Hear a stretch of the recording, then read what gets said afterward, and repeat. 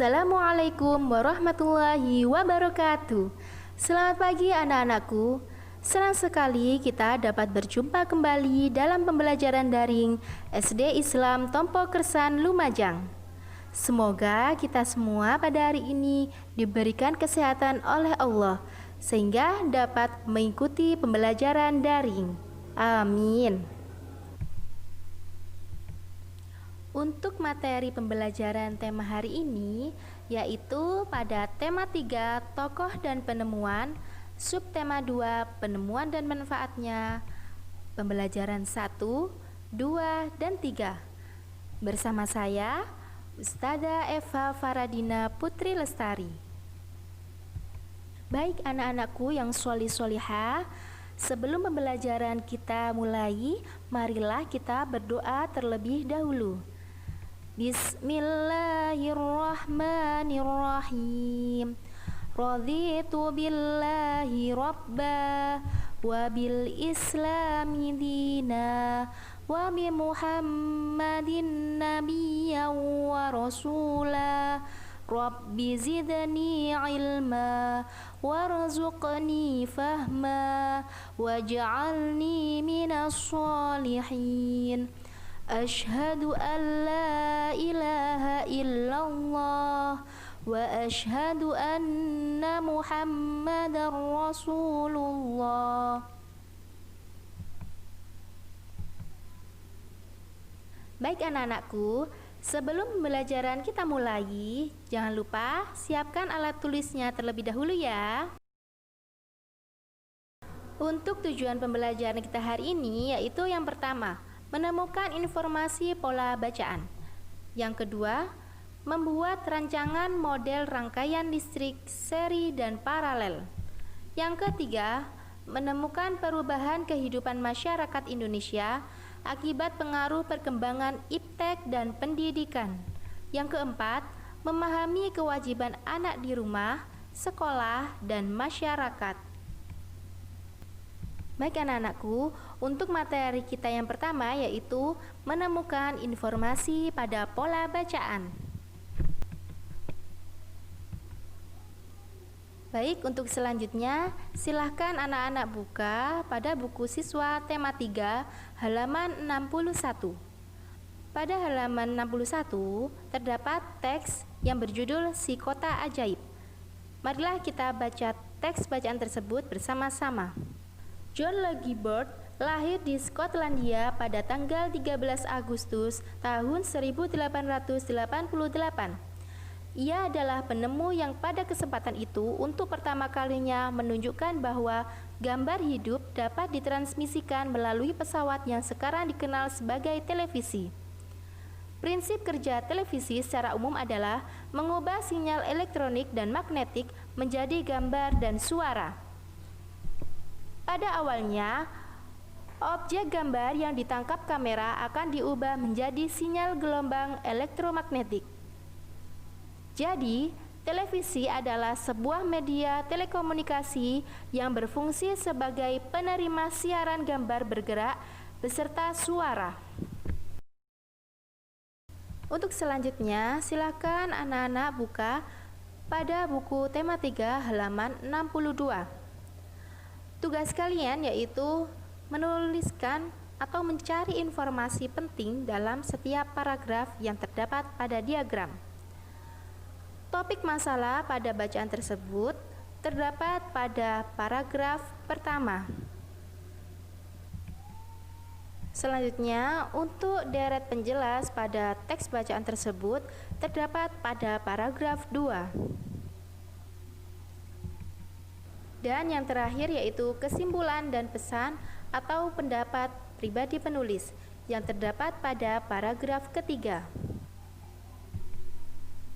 Nah, baik anak-anak yang saya banggakan, untuk materi yang kedua yaitu menemukan perubahan kehidupan masyarakat Indonesia akibat pengaruh perkembangan iptek dan pendidikan.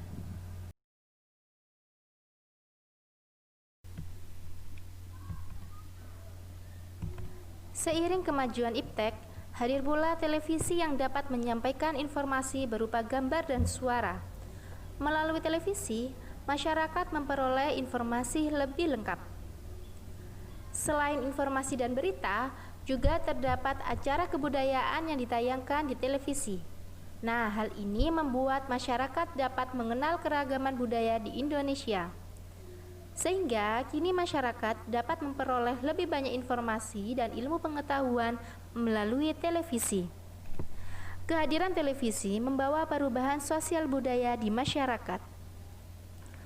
Akan tetapi, tayangan televisi harus tetap disikapi secara bijaksana ya.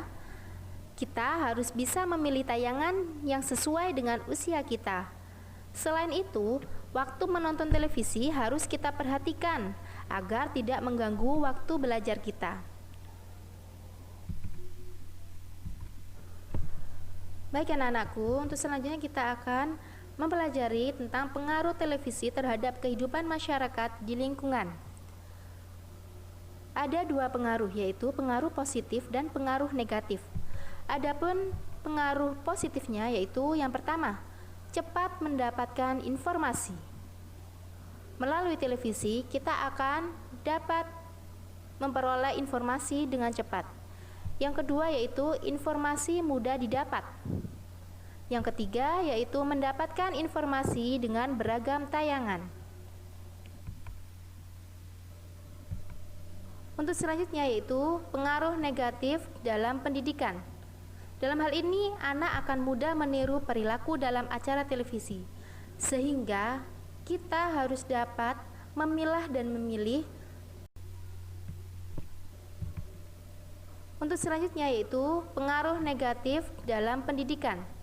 Dalam hal ini, anak akan mudah meniru perilaku dalam acara televisi, sehingga kita harus dapat memilah dan memilih perilaku yang baik dan yang tidak baik untuk ditiru.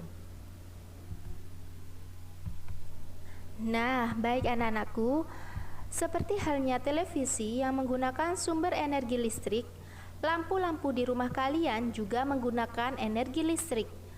Nah, sekarang kita akan kembali menemukan cara rangkaian paralel lampu sederhana menggunakan energi baterai. Untuk materi yang ketiga yaitu mengidentifikasi rangkaian listrik paralel. Berbeda dengan rangkaian seri yang disusun sebaris, rangkaian paralel adalah rangkaian listrik yang disusun berderet, di mana masing-masing lampu memiliki rangkaian tersendiri yang terhubung kepada sumber energi. Karena itu, apabila ada satu atau lebih komponen yang rusak ataupun dicabut, maka komponen lainnya akan tetap berfungsi tanpa gangguan sama sekali. Pada rangkaian paralel, jika aliran listrik ke salah satu alat listrik diputus, alat listrik yang lain belum tentu ikut padam. Contohnya, instalasi listrik di rumah ataupun gedung perkantoran, serta pada lampu lalu lintas. Nah, anak-anak, selanjutnya silakan kalian perhatikan gambar rangkaian paralel tersebut. Pada rangkaian tersebut, lampu L1 dan L2 dipasang secara paralel atau membentuk cabang. Jika lampu L1 padam, maka lampu L2 akan tetap menyala karena aliran listrik dari baterai dapat melewati cabang kabel yang lain. Pada rangkaian paralel tersebut, setiap lampu mendapat tegangan listrik yang sama, sehingga terang semua lampu juga sama. Untuk selanjutnya yaitu rangkaian listrik paralel pada lampu lalu lintas. Silakan kalian perhatikan bagian rangkaian paralel sederhana pada gambar tersebut. Jika L1 adalah lampu merah, L2 adalah lampu kuning, dan L3 adalah lampu hijau, setiap lampu dapat menyala sendiri-sendiri karena berada di perjabangan yang berbeda. Baik anak-anakku, agar kalian lebih memahami materi tentang rangkaian listrik paralel, silahkan kalian saksikan video berikut ini.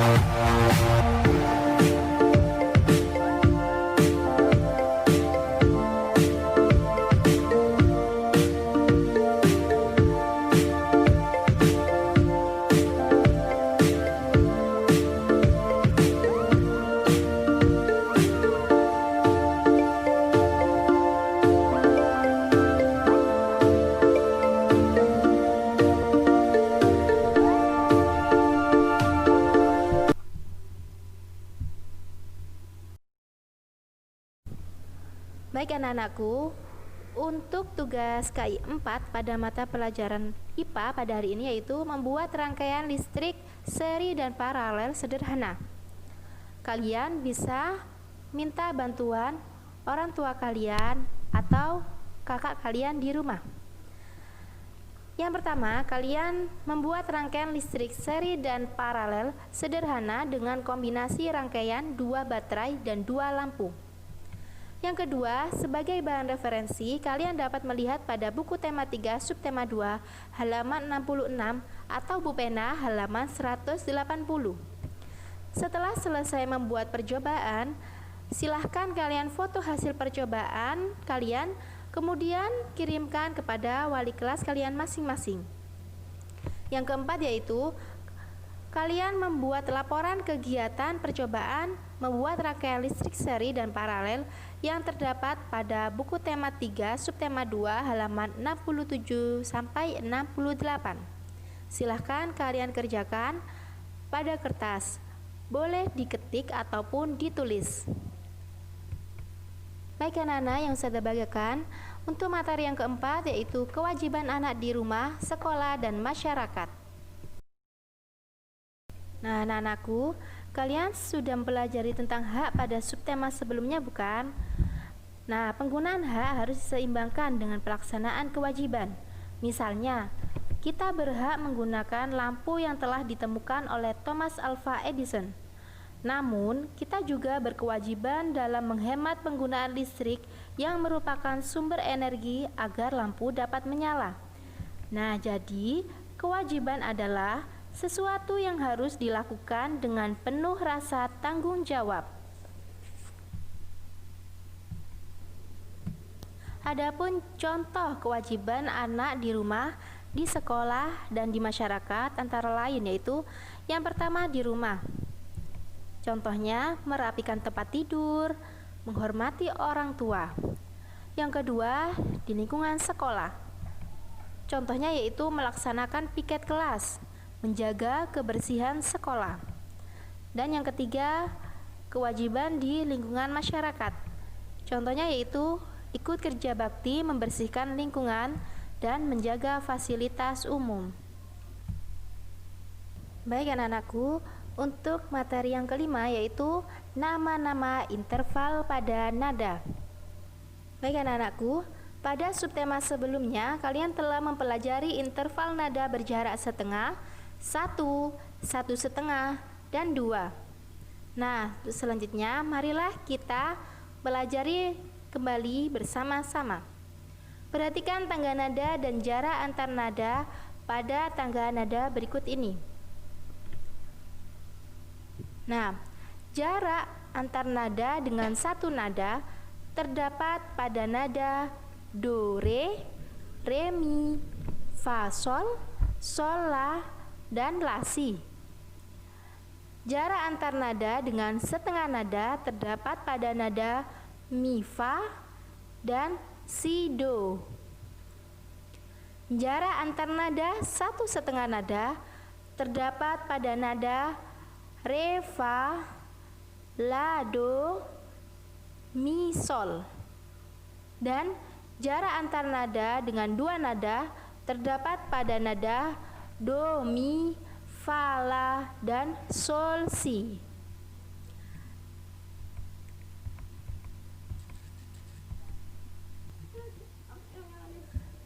Nah, baik anak-anak, agar kalian memahami tentang interval nada, marilah kita menyanyikan nada-nada yang sudah Ustazah jelaskan tersebut dengan solemisasi yang tepat.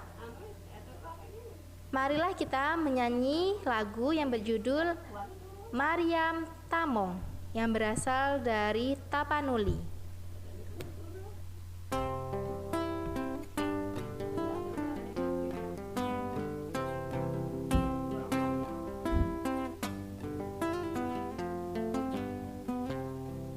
Selendang madi kinjang kain panjang madi toru pangeol ni gonting masong ondeng kemamangon lu Mariam tomong dainang sinapang masin. Mariam tomong dainang sinapang masin.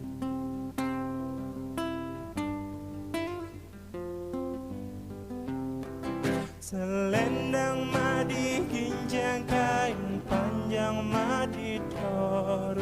Pangeol ni konting masong ondeng kemamangon. Mariam tomong dainang sinapang masin. Mariam tomong dainang sinapang masin.